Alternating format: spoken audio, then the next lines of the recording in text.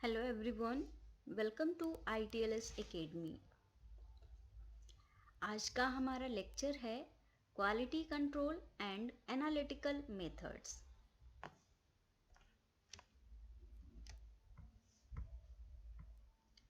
Quality control and analytical methods.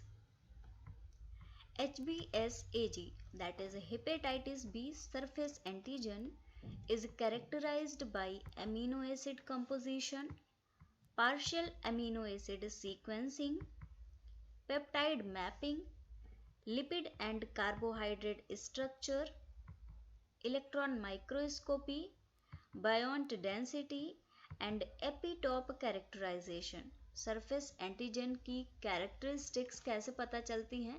Characterise करने के लिए इसको अमीनो एसिड्स का कंपोजिशन चेक किया जाता है, अमीनो एसिड की पार्शियल सीक्वेंसिंग होती है, पेप्टाइड मैपिंग की जाती है, लिपिड और कार्बोहाइड्रेट्स के स्ट्रक्चर्स को चेक किया जाता है, इलेक्ट्रॉन माइक्रोस्कोपी होती है, एपिटोप कैरेक्टराइजेशन होता है और इसके थ्रू सरफेस एंटीजेंस को कैरेक्टराइज किया जा सकता है।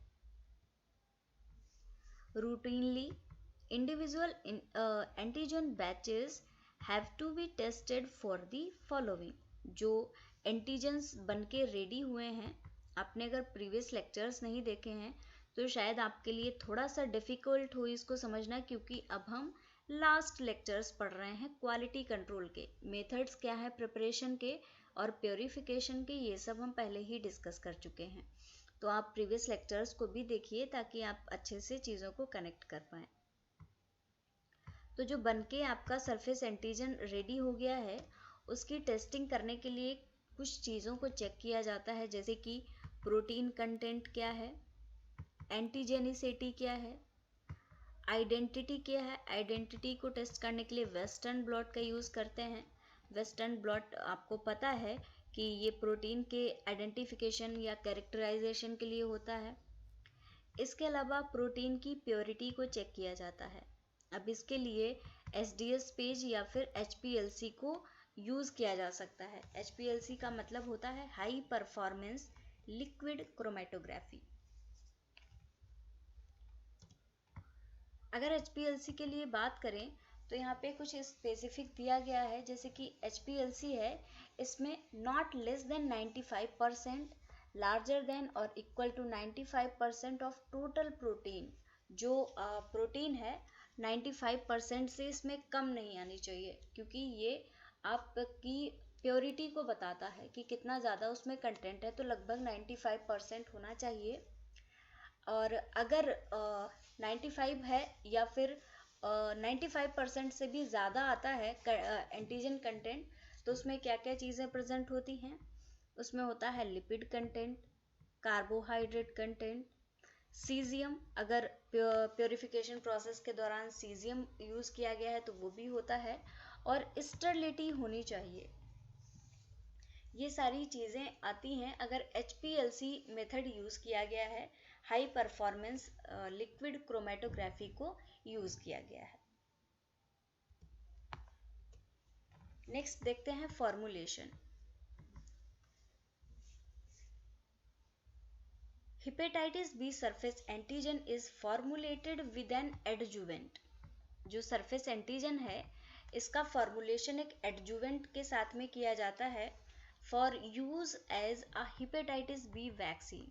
एडजुवेंट ऐसे मॉलिक्यूल्स होते हैं जो कि एक कैरियर की तरह वर्क करते हैं, कि आपने जो एंटीजन बनाया है उसको टारगेट तक पहुंचाने के लिए ये एडजुवेंट होते हैं। तो अब एडजुवेंट्स के साथ में इन एंटीजेंस को जोड़ा जाता है ताकि इनको वैक्सीन की तरह यूज किया जा सके। For this purpose, the surface antigen may be adsorbed to aluminium salt, या तो एल्यूमिनियम सॉल्ट पे इसको एडजॉर्ब करा के भेजा जा सकता है, जैसे कि एल्यूमिनियम हाइड्रोक्साइड है, इसके साथ में रिएक्शन करा के एल्यूमिनियम के पार्टिकल्स बना लिए जाते हैं, जिनके थ्रू आप वैक्सीन को डिलीवर कर सकते हैं। Recently, aluminum has been supplemented or replaced by novel, more potent adjuvants. Hepatitis B vaccine के लिए कुछ नोवेल मेथड्स भी आ चुके हैं और एल्यूमिनियम को रिप्लेस भी किया जा चुका है, और आप चाहते हैं तो इसके बारे में और भी आउटलुक पे पढ़ सकते हैं। Care must be taken to ensure that all antigens are completely bound to the surface of the aluminum hydroxide। यहाँ पे इस चीज़ का खास ध्यान रखा जाना चाहिए कि जो भी एंटीजेंस हैं ये सारे ही एंटीजेंस एल्यूमिनियम हाइड्रोक्साइड की सरफेस पे बाउंड होने चाहिए, वरना वो उनकी डिलीवरी प्रॉपर नहीं हो पाएगी। The adsorption process is influenced by the source of the aluminum salt and buffer system use। Adsorption की प्रोसेस कैसी है ये डिपेंड करेगा कि एल्यूमिनियम सॉल्ट का सोर्स कैसा है, कहाँ से आपने एल्यूमिनियम सॉल्ट को लिया है, और साथ ही साथ किस बफर को यूज़ किया है इस रिएक्शन को करवाने के लिए जो एडजॉर्प्शन की प्रोसेस हो रही है। अगर अच्छा सिस्टम यूज़ किया गया है तो एफिशिएंट होगा और टारगेटेड डिलीवरी इसकी हो पाएगी कि हेपेटाइटिस बी वैक्सीन जहाँ पे आप भेजना चाहते हैं ये वहीं पे पहुँच जाएगी।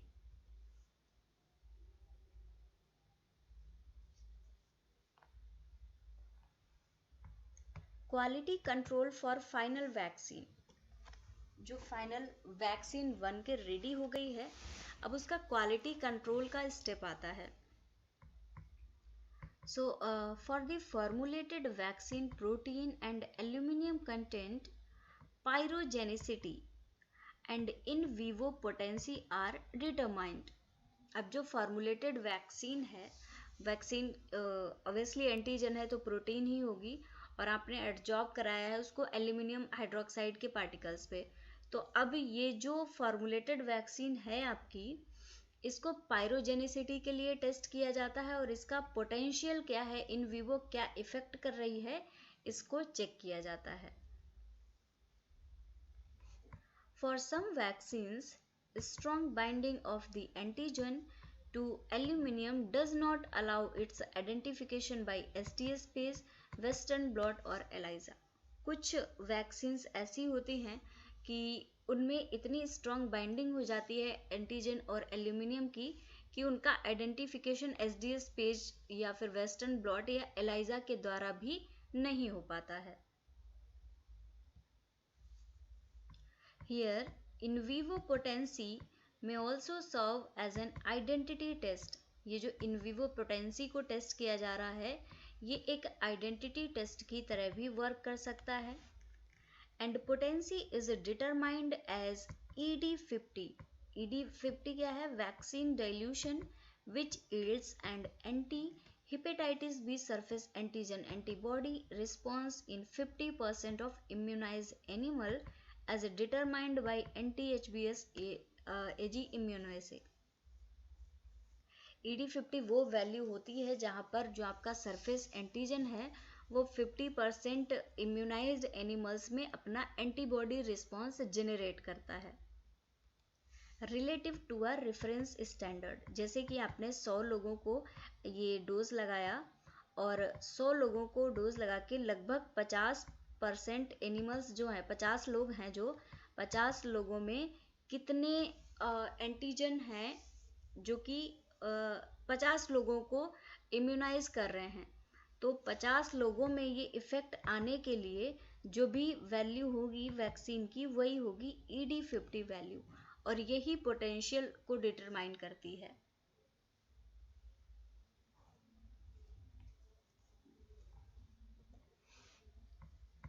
Clinical experience and vaccine products।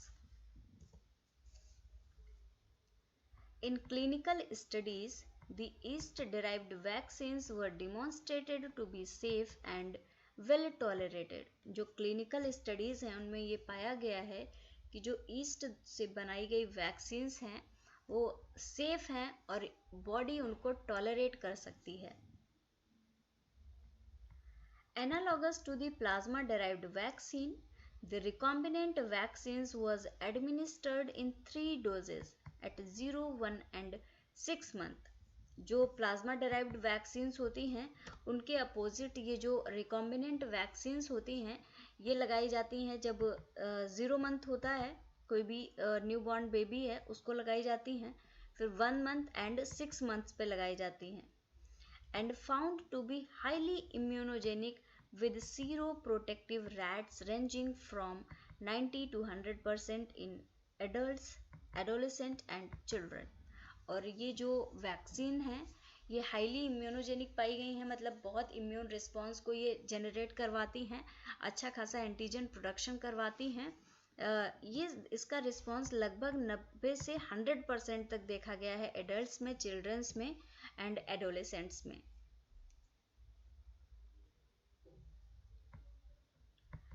S. cerevisiae derived vaccine, Recombi-Vax HB and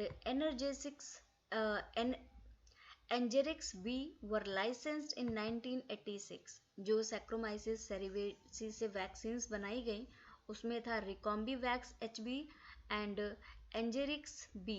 इनको 1986 में लाइसेंस दिया गया और इनको अलाउ कर दिया गया, and subsequently registered and marketed world wide. और इनको रजिस्टर्ड करके लाइसेंस देने के बाद में पूरी दुनिया में वर्ल्ड वाइड इनकी मार्केटिंग की गई। In the following H. polymorpha based vaccines demonstrated that H. polymorpha derived vaccines were well tolerated and as immunogenic as the standard vaccine। H. polymorpha के लिए जो वैक्सीन बनाई गई इस मेथड से देखा गया कि H. polymorpha derived जो वैक्सीन्स थी वो वेल टॉलरेटेड थी जैसे कि स्टैंडर्ड वैक्सीन, और इससे ये पता चला that human vaccines can be produced safely in the east species. इसको निष्कर्ष निकाला गया कि ईस्ट में ह्यूमन की वैक्सीन्स को सेफली प्रोड्यूस किया जा सकता है।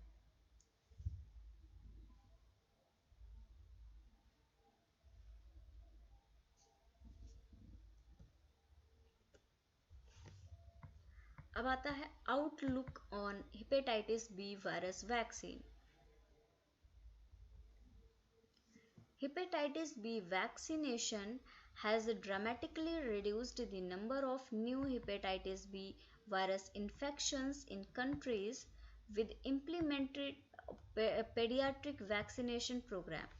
ये देखा गया कि जिन कंट्रीज में हेपेटाइटिस बी वैक्सीनेशन प्रॉपर तरीके से हुआ वहाँ पे जो नए हेपेटाइटिस बी वायरस के इन्फेक्शंस थे वो बहुत कम पाए गए, और जो वैक्सीनेशन प्रोग्राम जहाँ जहाँ भी चला वहाँ पे बहुत हाईली रिड्यूस कंटेंट देखा गया इसका। 25 years after the first licensing of a hepatitis B vaccine, hepatitis B vaccine का फर्स्ट लाइसेंसिंग हुआ था 1986 में, और उसके 25 years के बाद में ये देखा गया its impact is best evidenced by the significant decline of hepatitis be associated liver cancer. इसका इम्पैक्ट क्या होता है, इसको देखा गया कि जो हेपेटाइटिस बी वायरस से एसोसिएटेड लिवर कैंसर्स होते हैं उनका रेट बहुत कम देखा गया। तो अगर ऑब्वियसली अगर यहाँ पे हेपेटाइटिस बी का वायरस का जो रोल है लिवर कैंसर में, अगर वो चीज़ें कम हो रही हैं तो ये एक अच्छी चीज़ है ये हेपेटाइटिस बी वैक्सीन को, और ये इसका एक बहुत अच्छा एविडेंस है कि हेपेटाइटिस बी वैक्सीनेशन के 25 years के बाद में इसमें बहुत कमी देखी गई।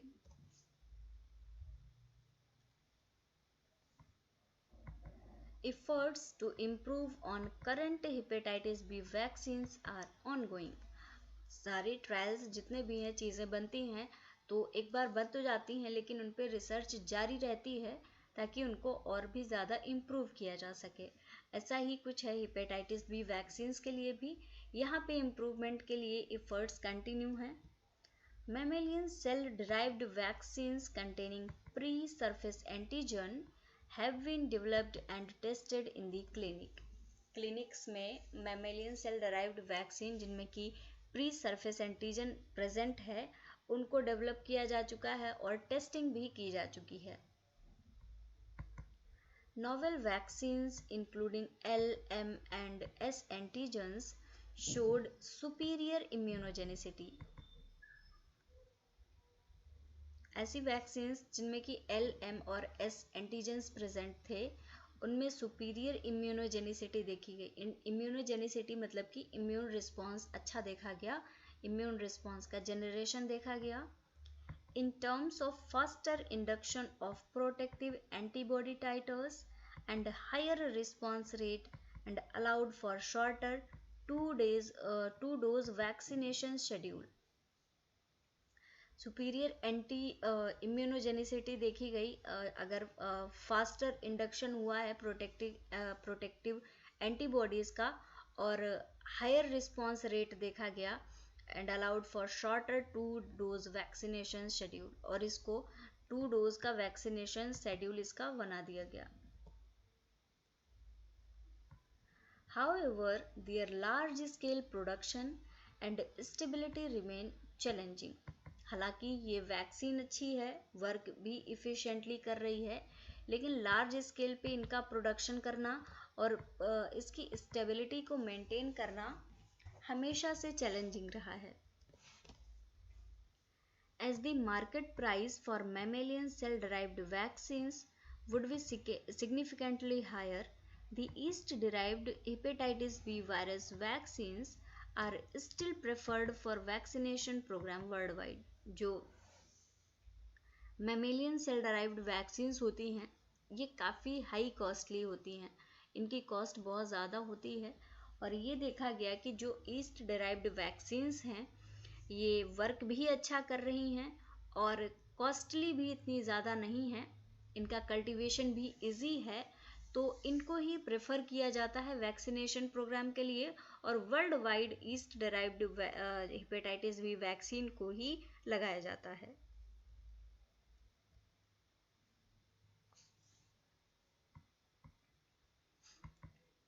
Considerable progress in vaccine development came from the availability of novel adjuvants. जो वैक्सीन डेवलपमेंट में प्रोग्रेस हुई है वो देखी गई है नोवेल एडजुवेंट्स की वजह से। एडजुवेंट्स क्या होते हैं? वो एजेंट्स जो कि आपका जो एंटीजन है, जो वैक्सीन है, उसको उसके टारगेट तक लेके जाते हैं। तो जब ये एडजुवेंट्स की खोज हुई, जैसे कि टोल लाइक रिसेप्टर है, तो टोल लाइक रिसेप्टर ये पहुंचाता है वैक्सीन को, सरफेस एंटीजन को, इसके टारगेट तक।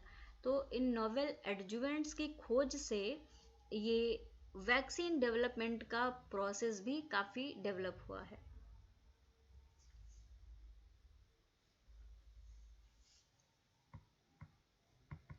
Many of these have been tested together with hepatitis B surface antigen as a vaccine antigen.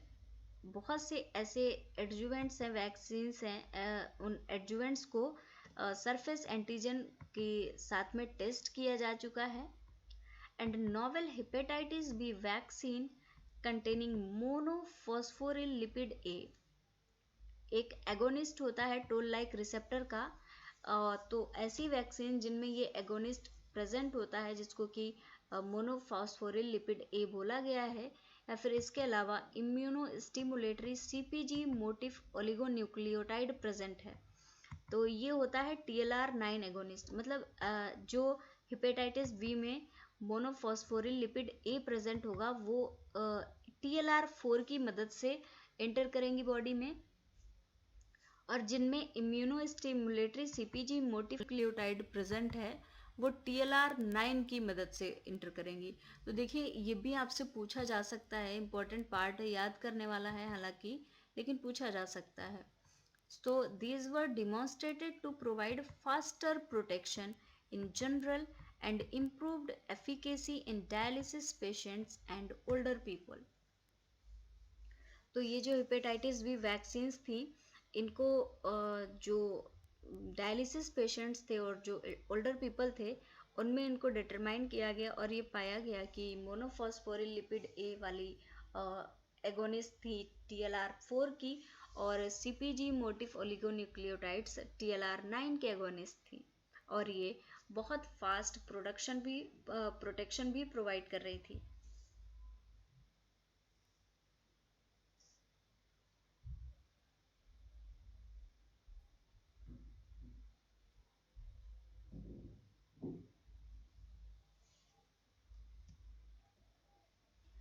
So thank you very much everyone for watching this lecture.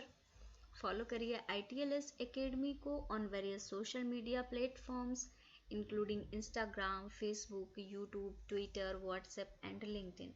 Subscribe करिए हमारे YouTube channel को और आप हमारे ITLS Academy के app को भी download कर सकते हैं जो कि गूगल प्ले स्टोर पे अवेलेबल है। So thank you again for watching. Like this video, share and subscribe to our YouTube channel. For any kind of help or query, you can call us on our helpline number 7080833450 या फिर आप हमारी website भी visit कर सकते हैं www.itlsacademy.com।